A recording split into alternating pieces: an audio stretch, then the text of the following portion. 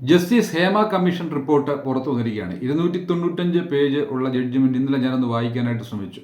അതിനകത്ത് 295-ൽ 63 പേജാണെന്ന് തോന്നുന്നു മിസ്സിംഗ് ആണ്. അതൊരു സ്വകാര്യതയെ കരുതി ഒരു ഇൻഫർമേഷൻ ആക്ടിന്റെ വെളിച്ചത്തിൽ ചോദിച്ചതായാലും സ്വകാര്യത ലംഘിക്കുന്ന കുറച്ച് പേരുകളൊക്കെ ഉള്ളതിനാൽ ഏകദേശം 63 പേജുകൾ അതിൽ നിന്ന് കട്ട് ചെയ്തിട്ടുണ്ടെന്നാണ് അറിവ്. എന്നാലും നമ്മുടെ ഒരു തൊഴിൽ മേഖല എന്നുള്ള നിലയിൽ സിനിമ ഇത്രത്തോളം അധപ്പതിച്ചു പോയി എന്ന് അറിയുന്നത് വളരെ കഷ്ടമാണ്. 1920-30കളിൽ തന്നെ സിനിമയുടെ വ്യവസായം തുടങ്ങുന്ന കാലഘട്ടങ്ങളിൽ മുതൽ ഈ ചൂഷണം ഉണ്ടെന്നാണ് പല ആൾക്കാരും പറഞ്ഞത്. ഇതിനകത്ത് ഏറ്റവും നമ്മളൊക്കെ ചെറുപ്പം മുതലേ സിനിമയിൽ കണ്ടുവരുന്ന ബ്ലാക്ക് ആൻഡ് വൈറ്റ് സിനിമയിൽ കണ്ടുവരുന്ന ശാരദ ഉൾപ്പെടെ ഈ കമ്മിറ്റിയിലുണ്ടായിരുന്നു. WCCയുടെ ഒരു കമ്മിറ്റിയാണല്ലോ, വിമൻ കളക്റ്റീവ് സിനിമ എന്ന് പറഞ്ഞൊരു WCC എന്നൊരു കമ്മിറ്റിയാണല്ലോ ഇങ്ങനൊരു പരാതി കൊടുക്കുകയും അതിന് പകരമായിട്ട് ഒരു ബദലായിട്ട് ഒരു ജസ്റ്റിസ് ഹേമ കമ്മീഷനെ നിയമിക്കുകയും ചെയ്തത്. 2017 തന്നെ ഈ പരാതിയൊക്കെ കൊടുത്തതാണ്. 2017 നിങ്ങൾക്കറിയാം, എറണാകുളത്ത് നടി ആക്രമിക്കപ്പെട്ട സംഭവവുമായിട്ട് ബന്ധപ്പെട്ടാണ് WCC ഒക്കെ ഫോം ചെയ്ത് ആ സമയത്ത് തന്നെ കളക്ട് ചെയ്തതാണ്. ഇത് 3 വർഷത്തോളമായി റിപ്പോർട്ട് ഇറങ്ങിയിട്ട് പക്ഷേ ഇതുവരെയും വെളിച്ചം കാണാതെ ഇരിക്കുകയായിരുന്നു. ഇപ്പോഴാണ് നമ്മുടെ പഴയകാല നടി, നമ്മൾക്കെല്ലാം അറിയാവുന്ന പഴയകാല നടിയായ രഞ്ജിനി ഒരു പരാതി, ഞാൻ ഈ WCCക്ക് അതൊരു പരാതി കൊടുത്തിരുന്നു, എൻ്റെ മൊഴി എങ്ങനെ രേഖപ്പെടുത്തിയിരിക്കണമെന്ന് അറിയാൻ വേണ്ടിയിട്ട് ഹൈക്കോടതിയിലെ സിംഗിൾ ബെഞ്ചിന് മുമ്പാകെ ഒരു പരാതി കൊടുക്കുകയുണ്ടായി. സിംഗിൾ ബെഞ്ച് അത് തള്ളുകയും അത് പിന്നീട് ഡിവിഷൻ ബെഞ്ചിലേക്ക് പോവുകയും ആ ഡിവിഷൻ ബെഞ്ചിൻ്റെ ഉത്തരവ് പ്രകാരമൊക്കെയാണ് ഈ ഒരു വിധി ഇപ്പോൾ വന്നിരിക്കുന്നത്. 295 പേജുള്ള വിശാലമായ ഒരു വിധിയാണ്. ഏത് തൊഴിൽ മേഖലയും പോലെ നമ്മളിപ്പോൾ ഒരു നിയമജ്ഞർ എന്ന നിലയിൽ നമ്മൾ ഒരുപാട് നിയമങ്ങൾ പഠിക്കും. ഫാക്ടറീസ് ആക്ട് ഉണ്ട്, ഗ്രാറ്റുവിറ്റി ആക്ട് ഉണ്ട്, ലേബറുമായിട്ട് ബന്ധപ്പെട്ട് ഞാൻ ലേബർ ആക്ട് സ്പെഷ്യലൈസ് ചെയ്തൊരു വ്യക്തിയാണ്. ലേബർ ആക്ടുമായിട്ട് ബന്ധപ്പെട്ട് തന്നെ gratuity act, provident fund act, factories act, ഫാക്ടറികളിലെ തൊഴിലാളികളുടെ ചൂഷണത്തിന് വേണ്ടിയുള്ള എല്ലാം വളരെ വ്യക്തമായിട്ട് ഒരുപാട് നിയമങ്ങളുള്ള ഒരു രാജ്യത്ത് ഇത്തരം ഒരു കളക്റ്റീവ് മേഖലയെ ചെറിയ ചില സംഘടനകൾ മാത്രം നിയന്ത്രിക്കുക എന്ന് പറയുന്നത് അത് വളരെ ദുഷ്കരമായ ഒരു കാര്യമാണ്. രാജ്യം വ്യക്തമായ നിയമങ്ങൾ ഇതിനകത്ത് ഫോം ചെയ്യേണ്ടതാണ്. പലപ്പോഴും ചൂഷണം വളരെ വൈഡ് റേഞ്ചിലാണ് നടക്കുന്നത്. സ്ത്രീകളുടെ മാത്രമല്ല പുരുഷന്മാരുടെയും ഇഷ്യൂസ് ഇതിനകത്തുണ്ട്. ഇതിനകത്ത് ഒരു താരാധിപത്യം ഒരു 10-14 പേരുടെ കോക്കസിലേക്ക് ഈ നമ്മുടെ പല സംഘടനകളും ഒതുങ്ങിപ്പോകുന്നു. ആ 14 പേരാണ് സിനിമയെ നിയന്ത്രിക്കുന്നതൊക്കെ പറയുന്നുണ്ട്. അപ്പോൾ അതൊക്കെ വളരെ മോശകരമായ സംഭവമാണ്. അപ്പോൾ ഒരു വ്യക്തികൾ രാജാക്കന്മാരല്ല. ഡെമോക്രസിയായ ഒരു കൺട്രിയിൽ ഒരുപാട് നിയമങ്ങളും നിയമസംഹിതകളും ഉണ്ടാകണം. അല്ലെങ്കിൽ നിയമസംഹിതകൾ ഉണ്ടായാലും ചൂഷണത്തിന് വിധേയമാകുന്ന ഒരു രാജ്യത്ത് ഒരു നിയമവും ഇല്ലാതെ ഒരു കോക്കസ് ഒരു സിനിമ വ്യവസായത്തെ മൊത്തം നിയന്ത്രിച്ച് കൊണ്ടുപോവുക എന്നൊക്കെയുള്ളതാണ് പരാതിയിൽപ്പെട്ടിരിക്കുന്നത്. പ്രധാനമായിട്ട് സ്ത്രീകൾക്കെതിരെയുള്ള ചൂഷണങ്ങൾ ഒരുപാടുണ്ട്. അപ്പോൾ അതിനകത്ത് പഴയ നാളിലെ കലാരഞ്ജനിയുടെ തന്നെ ഒരു സ്റ്റേറ്റ്മെൻ്റ് ഉണ്ട്. പ്രേംനസീർ ഒരു സിനിമയ്ക്കകത്ത് രക്തം വരുവാൻ വേണ്ടി വായിലോട്ട് ഒഴിച്ചു കൊടുത്തത് ആസിഡ് ആയിരുന്നു എന്നൊക്കെ പറഞ്ഞുള്ള പരാതികളുണ്ട്. അപ്പം അന്ന് മുതലേ ഈ പരാതികളുണ്ട്. അപ്പോൾ ഇതിനകത്ത് വ്യക്തമായ നിയതമായ രൂപങ്ങളൊന്നുമില്ല. എല്ലാ സ്ഥലത്തും നിയതമായ രൂപങ്ങളുള്ളപ്പോൾ ഈ സിനിമ എങ്ങനെ ഷൂട്ട് ചെയ്യണം, എങ്ങനെയായിരിക്കണം, ആരാണ് ഷൂട്ട് ചെയ്യേണ്ടത്, ഇതൊക്കെ വ്യക്തമായ നിയമാവലികൾ ആവശ്യമായ കാര്യമാണ്. അത് ഒരു മാക്ട ഫെഡറേഷൻ എന്ന് പറഞ്ഞ ഒരു സംഭവം വരുന്നത് ആദ്യം നമ്മുടെ സിനിമാ വ്യവസായത്തിലുണ്ടായിരുന്നു. ഈ മാക്ട ഫെഡറേഷൻ്റെ തകർച്ചയ്ക്ക് തന്നെ കാരണമായതെന്ന് പറഞ്ഞാൽ മാക്ട ഫെഡറേഷനിൽ നമ്മുടെ ഒരു പ്രധാന നടനെ ഒരു എതിരഭിപ്രായത്തിലുള്ള ഒരു തീരുമാനമെടുത്തു. അദ്ദേഹം ഒരു സിനിമയിൽ അഭിനയിക്കുന്നതുമായിട്ടൊരു സംവിധായകനുമായിട്ട് ബന്ധപ്പെട്ട തർക്കത്തിൽ അദ്ദേഹം അവസാനം അതിൻ്റെ ആൾക്കാർ പോയിട്ട് പരാതി കൊടുത്തപ്പോൾ സംവിധായകൻ അനുകൂലമായിട്ട് വിധിക്കുകയും നടന് പ്രതികൂലമായിട്ട് വിധിക്കുകയും ചെയ്തപ്പോൾ ആ നടൻ്റെ നേതൃത്വത്തിൽ വേറൊരു സംഘടന ഉണ്ടാക്കി എന്നൊക്കെയുള്ളതാണ് പരാതി. ആ സംഘടന അതിലെ ഒരു കുറച്ച് കോക്കസാണ് ഇപ്പോൾ സിനിമയിൽ നിന്ന്. അങ്ങനെ മാക്ട ഫെഡറേഷൻ തകർന്നു പോയി പുതിയ സംഘടന ഉണ്ടാക്കുക തന്നെ ചെയ്തു. നടനെതിരായിട്ട് മാക്ട ഫെഡറേഷൻ പറയും. ആദ്യ കാലത്ത് ഇവരുടെ മാക്ട എന്നുള്ള ഫെഡറേഷനാണ് ഉണ്ടായിരുന്നത്. അത് തകർന്നു പോവുകയും പുതിയൊരു സംഘടനയ്ക്ക് രൂപം കൊടുക്കുകയും ആ സംഘടന മൊത്തത്തിൽ ഇവരെ ശക്തീകരിച്ച് ഇവരെ നിയന്ത്രിക്കുകയും ഇവർ ആരഭിനയിക്കേണ്ട കഴിവുള്ളവരുണ്ടെങ്കിലും ആർക്കും വിധേയരായിട്ട് നിൽക്കാത്തവരെ അഭിനയിപ്പിക്കേണ്ട എന്നൊക്കെയുള്ള തീരുമാനങ്ങൾ എടുക്കാൻ തക്കണം ആ സംഘടന വളർന്നു. അപ്പോൾ അതൊരു കോക്കസിൻ്റെ പിടിയിലേക്ക് അത് സിനിമ മാറിപ്പോകുന്നത്. ഒരിക്കലും ഒരു ജനാധിപത്യ രാജ്യത്ത് ഇത്തരത്തിലുള്ള ചൂഷണങ്ങൾ നല്ലതല്ല. പലപ്പോഴും നടിമാർ നേരിടുന്ന ഒരുപാട് പ്രശ്നങ്ങളുണ്ട്. കാസ്റ്റിംഗ് കൗച്ച് എന്നുള്ള പേരിൽ അത് 1920-30കളിൽ തുടങ്ങിയിരുന്നു എന്നുള്ളതാണ് അറിവ്. അത് ആദ്യകാലത്തൊക്കെ ഒരു 1956 ബ്രിട്ടനിൽ ഇതുപോലൊരു വെളിപ്പെടുത്തലുണ്ടായാണ്. ലോകത്തിലെ ഹോളിവുഡ് നടിമാരും അങ്ങനെയുള്ള കാര്യങ്ങളൊക്കെ അവർ അവർ ഇങ്ങനെ വെളിപ്പെടുത്തിയിട്ട് ഒരു 10-30 നടിമാർ ഇങ്ങനെ കാസ്റ്റിംഗ് കൗച്ചിന്, അത് വിദേശ രാജ്യത്ത് പോലും ഇങ്ങനെ കാസ്റ്റിംഗ് കൗച്ചിന് വിധേയമായി എന്നുള്ള രീതിയിലുള്ള ഓരോ നടിമാരുടെ ഇൻ്റർവ്യൂ ബ്രിട്ടീഷ് TV-യിലാണെന്ന് തോന്നുന്നു 1956 പ്രസിദ്ധീകരിച്ചിട്ടുണ്ട്. അതൊരു സീരിയസ് ആയ ഒരു പരമ്പരയായിട്ടാണ്. അതിൻ്റെയൊക്കെ വെളിപ്പെടുത്തലുകൾ പിന്നെ വളരെയധികം അലകലികൾ ലോകത്തുണ്ടാക്കി. പക്ഷേ ഇത് നമ്മുടെ കൊച്ചു കേരളത്തിൽ നടക്കുന്ന ഒരു കുറച്ച് ജനസംഖ്യ മാത്രം ഉള്ള അല്ലെങ്കിൽ ഒരു ചെറിയ ഭൂവിഭാഗം കാണുന്ന ഒരു സിനിമയുടെ രംഗത്താണ് നടക്കുന്നത്. മലയാള സിനിമ എന്ന് പറഞ്ഞാൽ വളരെ റിയലിസ്റ്റിക് ആയിട്ടുള്ള സിനിമകളാണ്. നമ്മൾ ഒരിക്കലും തമിഴ്നാട്ടിലും കർണാടകത്തിലും ഒക്കെ ഞാൻ കർണാടകത്തിൽ ഞാൻ ദീർഘകാലം ജീവിക്കുമ്പോൾ അവിടുത്തെ ആൾക്കാർ തന്നെ പറയാം നിങ്ങളുടെ സിനിമകളെല്ലാം വളരെ റിയലിസ്റ്റിക് ആണ്. പലപ്പോഴും അതിനകത്ത് അതിശയോക്തിപരമായ കാര്യങ്ങളൊന്നുമില്ല. തമിഴിനും കന്നഡക്കാരനും പോലും അങ്ങനെയുള്ള അഭിപ്രായമുണ്ട്. അവരുടെ സിനിമകളെല്ലാം ഒരു റിയലിസ്റ്റിക് അല്ലാത്ത അൺറിയലിസ്റ്റിക് വേൾഡിൽ സഞ്ചരിക്കുന്ന പോലെയൊക്കെയാണ് തോന്നുന്നത്. നിങ്ങളുടെ സിനിമകൾ കണ്ടാൽ വളരെ ജീവിതവുമായിട്ട് ബന്ധമുള്ള സിനിമകൾ പോലെ തോന്നുന്നു എന്നൊക്കെ പറയും. ഇത്തരം ഒരു ഇൻഡസ്ട്രിയിലാണ് ഇടുത്തി പോലെ ഇങ്ങനെ ഹേമ കമ്മീഷൻ റിപ്പോർട്ട് വന്നിരിക്കുന്നത്. അത് താരാധിപത്യത്തിനൊക്കെ ഇതോടുകൂടി നമ്മുടെ ഒരു സമൂല നാശം ഉണ്ടാവേണ്ട അത്യാവശ്യമാണ്. കാരണം ഒരാളും ഈ രാജ്യത്തെ നിയമത്തിന് അതീതരല്ല, സൂപ്പർ സ്റ്റാറുകൾ ഇങ്ങനെയൊക്കെയുള്ള പദവികളൊന്നും അത്യാവശ്യമില്ല. കാര്യം പത്മഭൂഷൺ പോലും കൊടുക്കുമ്പോൾ എവരിബഡി ഈസ് ഈക്വൽ എന്നാണ് നമ്മുടെ രാജ്യത്തിൻ്റെ നിയമസംഹിതകൾ പറയുന്നത്. അപ്പോൾ ഒരാൾ ഒരു സിനിമയിൽ അഭിനയിച്ചെന്നോ അല്ലെങ്കിൽ മുഖം കാണിച്ചെന്നോ വെച്ചാൽ അയാൾ വളരെ ഭക്തനായ പത്മഭൂഷൺ പത്മവിഭൂഷൺ കൊടുക്കുന്ന ആൾക്കാരെ പോലും ആ രീതിയിൽ അവർക്ക് പ്രത്യേക പൊസിഷൻ കൊടുക്കുന്നു എന്നുള്ളതല്ലാതെ അവരും നിയമത്തിനൊക്കെ അതീതരായിട്ട് പോകേണ്ടതാണ്. അപ്പോൾ അത് ആരും സ്പെഷ്യലായിട്ടല്ല എന്നുള്ളതാണ് നമ്മുടെ നിയമം പറയുന്നത്. ഇപ്പം നടിമാർ നേടുന്ന പീരീഡിന് കാസ്റ്റിംഗ് കൗച്ച് മാത്രമല്ല, ഇപ്പം ഞാൻ പറഞ്ഞ ഒത്തിരി സംഭവങ്ങളാണ് നടിമാർക്ക് നേരിടുന്നത്. പലപ്പോഴും ഒരു നടിയുടെ ഒരു കഥ, ഞാനിപ്പോൾ ഒരു കേസ് ഹിസ്റ്ററി വായിച്ചു. അപ്പോൾ നമ്മുടെ കേരളത്തിലൊരു നടിയാണ്, ആ കുട്ടി അഭിനയിക്കാനായിട്ട് ചെന്നപ്പോഴത്തേക്ക് അതിനെ ഒറ്റപ്പെടുത്തി ഒരു ഗുദാം പോലുള്ള ഒരു ഹോട്ടലിൽ കൊണ്ട് ഇട്ടു. അവസാനം രാത്രിയായപ്പോൾ കട്ടിലിനടിയിൽ ഒരാൾ ഇരിക്കുന്നതായിട്ട് കണ്ട് പേടിച്ചരണ്ട് ഇറങ്ങിപ്പോയ സംഭവങ്ങൾ. സുരക്ഷിതമല്ലാത്ത തൊഴിൽ മേഖലകൾ, അത് ഫാക്ടറി സെക്ടറുകളിലൊക്കെ ഫാക്ടറികൾ പോലും എത്ര സുരക്ഷിതമായിട്ട് വേണം. അപ്പോൾ ഇതിന് നിയമസംഹിതകളുണ്ട്. ഇതിനകത്ത് ആക്ടിങ്ങിന് വരുന്ന ഒരു ഗവൺമെൻറ് രജിസ്റ്റർ ചെയ്യാനുള്ള സംവിധാനം വേണം. ഒരാൾക്ക് കൊടുക്കുന്ന പ്രതിഫലത്തിൻ്റെ തുക മാക്സിമം മിനിമം വേജസ് ഫിക്സ് ചെയ്യണം. മിനിമം വേജസ് ആക്ടൊക്കെ നമ്മുടെ രാജ്യം നിലവിലുണ്ട്. ഒരാൾക്ക് എക്സോർബിറ്റൻ്റ് ആയിട്ടുള്ള എമൗണ്ട് ബ്ലാക്ക് മണി ഒന്നും ഹാൻഡിൽ ചെയ്യേണ്ട കാര്യമില്ല. ഒരു സിനിമയിൽ അഭിനയിക്കുന്ന മാക്സിമം ഇത്ര നിങ്ങൾക്ക് ഗവൺമെൻറ് ഫിക്സ് ചെയ്യണം. അല്ലാതെ കോടികളുടെ എമൗണ്ട് കൊടുത്ത് ഒരാൾ എന്ത് ചെയ്യാൻ പറ്റും? അവസാനം ഒരാളുടെ കയ്യിൽ തന്നെ ഒരുപാട് സമ്പത്തുകൾ കുമിഞ്ഞു കൂടുമ്പോഴത്തേക്കും അത് വിധ്വംസ പ്രവർത്തനങ്ങൾക്കും ഇതുപോലെയുള്ള കാസ്റ്റിംഗ് കൗച്ചുകൾക്കും രാജാക്കന്മാരാവാനും ഒക്കെ ഉള്ള തീരുമാനമുണ്ട്. അപ്പോൾ ഗവൺമെൻറ് അതിനകത്ത് ശക്തമായ നടപടികളുമായിട്ട് ഇടപെടേണ്ടത് വളരെ അത്യാവശ്യമാണ്. അതുപോലെ അഭിനയിക്കാൻ വരുന്ന സ്ത്രീകൾ പലപ്പോഴും തുണികൾ മറച്ച് കെട്ടിയിട്ട് അതാരെങ്കിലും ഒരാളിങ്ങനെ പിടിച്ചുകൊണ്ട് നിൽക്കും. അല്ലെങ്കിൽ ഒരു ട്രിപ്പ് സ്റ്റാൻഡ് പോലെ സാധനത്തിലേക്ക് കെട്ടിയിട്ടാണ് അവർ മൂത്രം ഒഴിക്കുന്നതും അല്ലെങ്കിൽ ബാത്റൂമിൽ പോകുന്നതും ഡ്രസ്സ് മാറുന്നതും എന്നൊക്കെ കേട്ടത് വളരെ ശോചനീയമായ രംഗമാണ്. ചിലർക്ക് അങ്ങ് ഒരുപാട് പൈസ കൊടുക്കുമ്പോഴത്തേക്ക് അവർ കാരവനിൽ സുഖിക്കുകയും മറ്റൊരു സ്ഥലത്ത് വളരെയധികം അവർക്ക് ആഹാരം പോലും ലഭിക്കണമെങ്കിൽ ശരീരം പങ്കിടേണ്ട അവസ്ഥയൊക്കെ വരുന്നതെന്നുള്ളതാണ് ഹേമ കമ്മീഷൻ റിപ്പോർട്ടിൽ പല സ്ഥലത്തായിട്ട് സൂചിപ്പിച്ചിരിക്കുന്നത്. അത് വളരെ ഒരു ദുസ്ഥിതിയാണ്. അപ്പോൾ ഈക്വൽ റെമ്യൂണറേഷൻ അല്ലെങ്കിൽ ഓരോ കാറ്റഗറിക്കായിട്ട് മിനിമം മാക്സിമം വേജസ് ഒക്കെ ഫിക്സ് ചെയ്യേണ്ടത് ഗവൺമെൻറ്റിന് അത്യാവശ്യമാണ്. ഇതല്ലാതെ ഒരു നിയന്ത്രിതമായി ഇവർ ഫോം ചെയ്യുന്ന ഒരു സംഘടനയൊന്നുമല്ല ഇതിനെ നിയന്ത്രിക്കേണ്ടത്. അങ്ങനെ നിയന്ത്രിച്ച ഒരു 10-14 പേരുടെ കോക്കസിലേക്ക് ആയിപ്പോയതുകൊണ്ടാണ് സിനിമാ രംഗം ഇപ്പോൾ ഇത്രയും അങ്ങ് ദുസ്ഥിതിയായി. അപ്പോൾ ആരെങ്കിലും അഭിനയിക്കാൻ താല്പര്യമുള്ളവരും നന്നായി അഭിനയിക്കുന്നവർക്കൊന്നും ചാൻസ് കിട്ടുന്നില്ല. ഒരു കോക്കസിൻ്റെ കയ്യിൽ മാത്രം ഇത് കറങ്ങിക്കൊണ്ടിരിക്കുന്നു എന്നൊക്കെയാണ് ഈ ഹേമ കമ്മീഷൻ റിപ്പോർട്ടിലെ മൊത്തത്തിൽ വായിച്ചെടുക്കുമ്പോഴുള്ള സൂചന. ഒരു 295 പേജാണ്. 63 പേജ് ഞാൻ നേരത്തെ പറഞ്ഞ പോലെ അതിനകത്തൊന്ന് മാറ്റി വെച്ചിരിക്കുകയാണ്. അത് ഒരു സ്വകാര്യതയെ ലംഘിക്കുന്നത്. അതൊക്കെ നേരത്തെ തന്നെ പുറത്തു വിടുകയും ജനങ്ങൾ ചർച്ച ചെയ്യേണ്ടത്. ഒരു ഇൻഫർമേഷൻ ആക്ടിൻ്റെ പുറത്തു വിട്ടത് തന്നെ മോശമായിപ്പോയി. ഇത് നേരത്തെ തന്നെ ഇത് പുറത്തു വിടേണ്ട ഒരു സംഭവമായിരുന്നു. അപ്പോൾ അനീതികൾ തടുത്തു വെക്കുന്നത് പോലും ഒരു മോശകരമായ സംഭവമാണ്. അനീതികൾ അത് തക്ക സമയത്ത് അത് വെളിയിൽ പറയേണ്ടത് വളരെ അത്യാവശ്യമാണ്.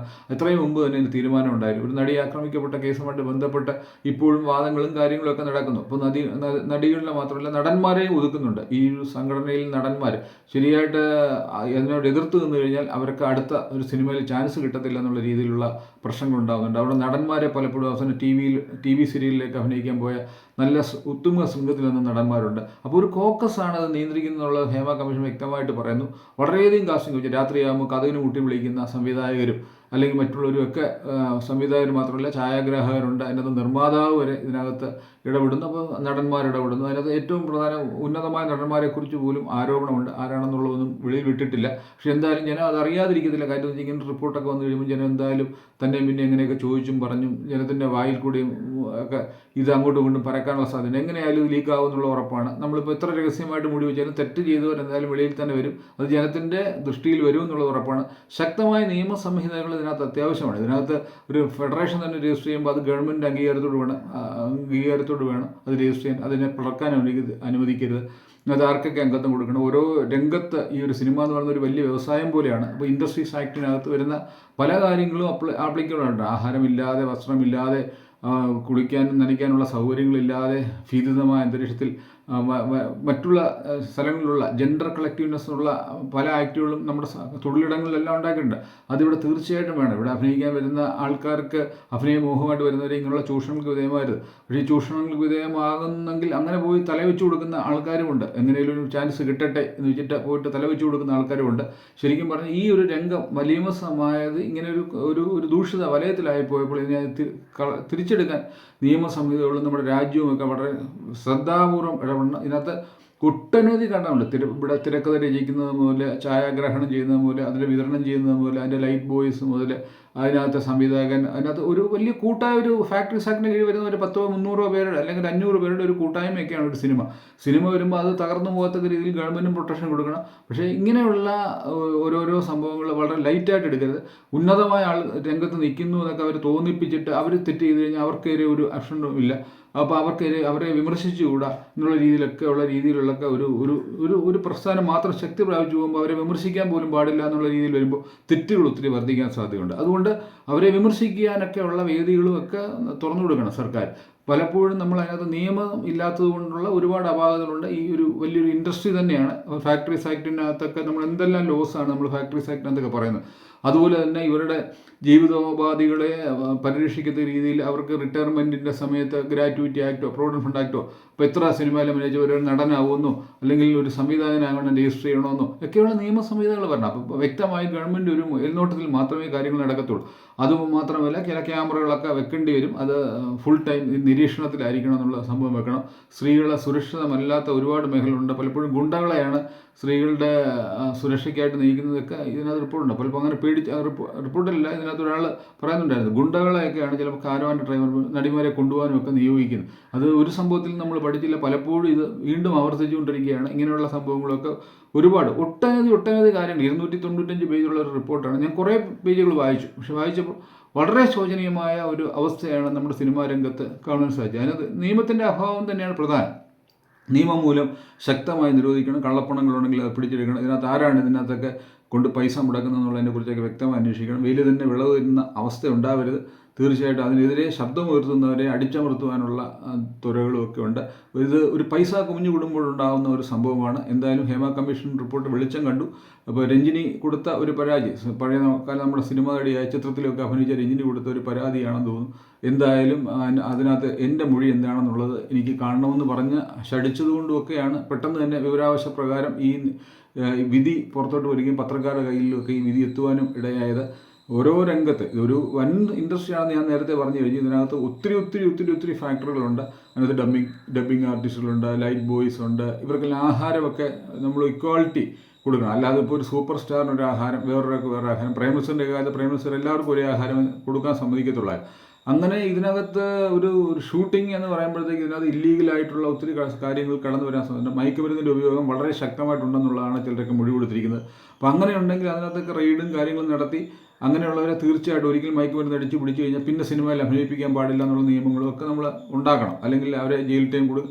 അങ്ങനെയുള്ള ശക്തമായ നിയമസംഹിതകൾ കൂടെ ശിക്ഷിക്കണം. അല്ലാതെ ഒരു സൂപ്പർ സ്റ്റാർഡം അങ്ങനെ അങ്ങ് കിട്ടി ഒരു വ്യക്തി വളർന്നു പോവുകയും അദ്ദേഹത്തിൻ്റെ സമ്പത്ത് കൊണ്ട് മൊത്തം ഇൻഡസ്ട്രി 10-14 പേര് മൊത്തത്തിൽ അത് നിയന്ത്രിക്കുകയും ചെയ്യുകയും ആരെങ്കിലും മിണ്ടിപ്പോയവർക്ക് കേസ് കൊടുക്കുക, ഇങ്ങനെയൊക്കെയുള്ള സംഭവങ്ങളും ഒക്കെ വരുന്നതുകൊണ്ട് ഇത് നമ്മളൊരു ശക്തമായ നിയമവലയത്തിൽ ഇതിനെ ആക്കി തീർക്കേണ്ടതാണ്. നമ്മൾ പ്രേക്ഷകരാണല്ലോ ഇതെല്ലാം കാണുന്നത്. പ്രേക്ഷകരും മനസ്സിലാക്കുക ഇതെല്ലാം ഇങ്ങനെയുള്ള ഹേമ കമ്മീഷൻ റിപ്പോർട്ടിൻ്റെ ആദ്യം തന്നെ പറയുന്നത് ഇതെല്ലാം ടിംഗ്ലിംഗ് സ്റ്റാർസായിട്ട് അല്ലെങ്കിൽ ചന്ദ്രിക പോലെയൊക്കെ ആകാശം നിങ്ങളെല്ലാം കാണുമ്പോൾ കാണും. പക്ഷേ ഇതിനകം വളരെ ദുഷിച്ചിരിക്കുന്നു എന്ന് പറഞ്ഞുകൊണ്ടാണ് ഹേമ കമ്മീഷൻ്റെ റിപ്പോർട്ടിൻ്റെ ആമുഖം തന്നെ തുടങ്ങുന്നത്. Tingling stars. പക്ഷേ ഇവരുടെ എല്ലാം ജീർണതയാണ് മൊത്തത്തിൽ കാണുന്നുള്ള ഈ ജഡ്ജ്മെൻറ്റിൻ്റെ ആദ്യ ഭാഗം. പലപ്പോഴും അത് ജീർണതയിലേക്ക് എത്തുന്നതെന്ന് പറഞ്ഞാൽ ഈ സമ്പത്തിൻ്റെ അതിപ്രസരമാണ്. എവിടെ സമ്പത്ത് കൂടുന്നുണ്ടോ അവിടെ എല്ലാം ജീർണത ഉണ്ടാവാൻ സാധ്യതയുണ്ട്. 1-2 വ്യക്തികളുടെ കയ്യിലേക്കൊക്കെ സമ്പത്ത് വളരെയധികം കൂടി കഴിയുമ്പോൾ ഒരു സമ്പത്ത് ഒരു പരിധി വിട്ട്, അതാണ് ലോകത്ത് പലപ്പോഴും അമേരിക്കയിൽ പോലും നിയമങ്ങളുണ്ട്. ഒരു ഇൻഡസ്ട്രി പോലും ഒരു പരിധിയിൽ കവിഞ്ഞ് വളരാൻ പാടില്ല. അതിനെ അപ്പോൾ ഉടനെ 2 ഡിവൈഡ് ആക്കണം. അങ്ങനെയൊക്കെ അല്ലെങ്കിൽ അത് രാഷ്ട്രത്തിന് മുകളിൽ വളരാനുള്ള സാധ്യതയുണ്ട്. അപ്പോൾ അങ്ങനെയൊക്കെയുള്ള സാധ്യതകളുള്ളതുകൊണ്ട് ഇതിനെ നമ്മൾ ശക്തമായ നിയമത്തിൽ അതിൻ്റെ ഇൻകം ടാക്സ് ആണെങ്കിലും എല്ലാം കറക്റ്റായിട്ടാണ് പോകുന്നത്. ഡ്രഗ്സിൻ്റെ മാഫിയകൾ വർക്ക് ചെയ്യുന്നുണ്ട്. ഇങ്ങനെയൊക്കെയുള്ള കേസുകൾ പിടിക്കുന്നവരെ വീണ്ടും അഭിനയിപ്പിക്കാൻ പാടില്ല. വീണ്ടും അഭിനയിപ്പിക്കാനോ അങ്ങനെയുള്ള കാര്യങ്ങൾ ചെയ്യാൻ പാടില്ല. അങ്ങനെയുള്ളവർക്ക് വേറെ മേഖലകൾ തേടിപ്പോയി ഇതിനകത്തൊരു സുരക്ഷിതമായ മേഖലയാക്കി തീർക്കാനുണ്ട്. അപ്പോൾ അതിനകത്ത് ഈ ഒത്തിരി നടിമാർ ഇതിനകത്ത് തെളിവുകളും കാര്യങ്ങളും ഒക്കെ കൊടുത്തിട്ടുണ്ട്. ഇത് വെളിച്ചം കണ്ടത് തന്നെ വളരെ കാര്യമാണ്. ഇത് ഒരു വിമൺ കളക്റ്റീവ്സിനെ പോലും ആദ്യം എതിർത്ത ഒരുപാട് ആൾക്കാരുണ്ട്. പക്ഷെ അവർ ശക്തമായിട്ട് നിന്നുകൊണ്ട് തീർത്തു. സ്വയം സമൂഹത്തോടുകൂടി ലൈംഗിക ബന്ധം എന്തോ ആവാം, അതൊക്കെ ഇമ്മോറൽ ട്രാഫിക് ആക്ട് പോലും എടുത്തു കളഞ്ഞ കാലം. പക്ഷേ ഭീഷണിപ്പെടുത്തി എന്തെങ്കിലുമൊക്കെ ചെയ്തുകൊണ്ടും ഒരു പുരുഷന് സ്ത്രീയോട് ഇഷ്ടപ്പെടുക അങ്ങനെയൊന്നും ഇല്ല. പക്ഷെ അതൊക്കെ അവർ സ്വയം സമ്മതത്തോടു കൂടിയാണെങ്കിൽ കുഴപ്പമില്ല. കൊല്ലം തുളസിയുടെ ഒരു കഥ ഞാൻ വായിച്ചു. കൊല്ലം തുളസി നമുക്കറിയാം നമ്മുടെ ഒരു പൗരുഷമുള്ള ഒരു ആക്ടറാണ്. ഒരിക്കൽ കൊല്ലം തുളസിയോടെ ചെല്ലുമ്പോഴേക്ക് അവർ കൊല്ലം തുളസിയെ സ്വീകരിക്കാനായിട്ട് ഒരു സംവിധായകൻ കുറേ ആൾക്കാരെ പറഞ്ഞു വിട്ടു. രാത്രി കൊല്ലം തുളസി കിടന്ന് ഉറങ്ങുമ്പോഴത്തേക്ക് ഒരു സംവിധാനം വന്ന് കുട്ടി അതിനകത്ത് കയറുകയും അപ്പോൾ പെട്ടെന്ന് തുളസി ഒരു പുരുഷനാണെന്ന് വിചാരിച്ചിട്ട് ചാടി എണീച്ചിട്ട് ആരാടാന്ന് ചോദിച്ചിട്ട് തുളസിയോട് എതിർത്തു. അപ്പോൾ ഇതൊക്കെ നടക്കുന്നുണ്ട് ഈ മേഖലയിൽ. അപ്പോൾ കൊല്ലം തുളസി അത് പ്രത്യേകമായി പറഞ്ഞിട്ടുണ്ട്. അപ്പോൾ അത് ഇതിനകത്ത് നടക്കുന്ന ഒരുപാട് ദൂഷിതമായ കാര്യങ്ങളാണ്. പലരോടും ഇത് എവിഡൻസിന് ചോദിച്ചിട്ട് പോലും അവർ തെളിവ് കൊടുക്കാൻ അവർ സമ്മതമില്ല. കാര്യം നാളെ ചാൻസുകളില്ലാകും. അപ്പോൾ ഇതിനകത്ത് ഒരാൾ WNCCയിലെ ഒരംഗം ഇങ്ങനെയൊന്നും നടക്കുന്നില്ല എന്ന് പറഞ്ഞ് ഹേമ കമ്മീഷൻ റിപ്പോർട്ട് പറഞ്ഞിട്ടുണ്ട്. അത് അവരുടെ പേരൊന്നും പുറത്തു വിട്ടിട്ടില്ല. അങ്ങനെയുള്ള ഒരു സംഭവങ്ങളും ഇല്ല. പക്ഷേ ബാക്കിയുള്ള മെമ്പേഴ്സ് എല്ലാം അത് നടക്കുന്നുണ്ട്, ഇങ്ങനെയുള്ള ഒരുപാട് അനീതികൾ നടക്കുന്നുണ്ട് എന്നുള്ളതാണ് പറഞ്ഞത്.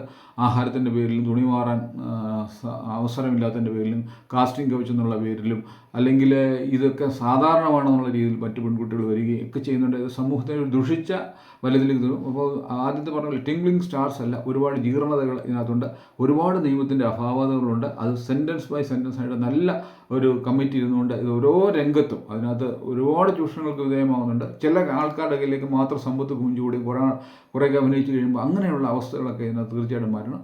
അപ്പോൾ അതിനുള്ള നിയമസംഹിതകളൊക്കെ ഇരുന്ന് ആലോചിച്ച് പ്രത്യേക ഒരു കമ്മിറ്റിയെ തന്നെ അപ്പോയിൻറ്റ് ചെയ്താലും കുഴപ്പമില്ല.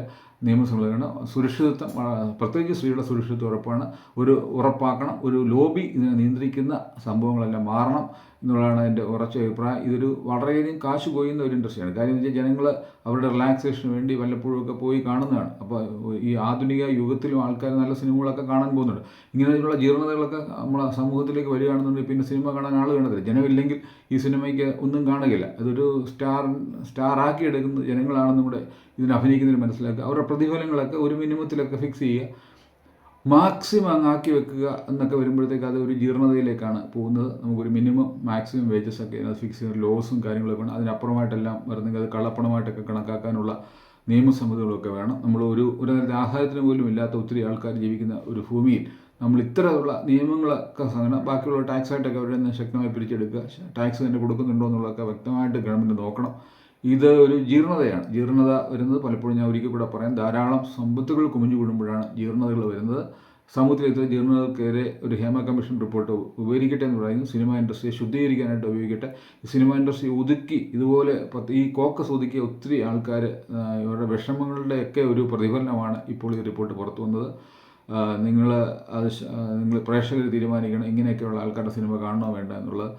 പക്ഷേ എന്തായാലും ഈ രംഗം ശുദ്ധീകരിക്കപ്പെടേണ്ടത് വളരെ അത്യാവശ്യമാണ്. കോക്കസുകളുടെ കയ്യിൽ നിന്ന് ഇത് വിമോചിതമാകട്ടെ. നല്ല പടങ്ങളാണെന്ന് കർണാടകത്തിലും തമിഴ്നാട്ടിലും ഞാൻ നേരത്തെ പറഞ്ഞ പോലെ നല്ല സിനിമകൾ ഇറങ്ങുന്ന ഒരു ഇൻഡസ്ട്രിയാണ്. അതിനെ നമ്മൾ തകർത്ത് കളയരുത്. നമ്മൾ അതിനകത്ത് കൂലങ്കഷമായി എല്ലാവരെയും ഉൾക്കൊള്ളുന്ന, എല്ലാവർക്കും നിയമസംഹിതകൾ വേണം. ഉയർന്നവനും അതിനകത്ത് വരുന്ന ലൈറ്റ് ബോയ് മുതൽ അതിനകത്ത് അഭിനയിക്കുന്ന താരങ്ങൾ വരെ ഒരല്പം മിനിമത്തിൽ ഒക്കെ പോയി കഴിഞ്ഞാൽ ഇത് നന്നായി പോകും. അവരും ഒന്ന് നിയന്ത്രിക്കേണ്ട ആവശ്യമുണ്ട്. എല്ലാ ജീർണതകൾക്കും വളം വെച്ച് കഴിഞ്ഞാൽ ഇതിനകത്ത് യാതൊരു എക്സിസ്റ്റൻസും ഇല്ല എന്ന് ഓർമ്മിക്കുന്നു. മറ്റു വീഡിയോ മറ്റൊരു കാണാം. നിങ്ങളുടെ കമൻറ്റുകൾ ഇതിനകത്ത് സദയം കുറിക്കുമല്ലോ. നന്ദി, നമസ്കാരം.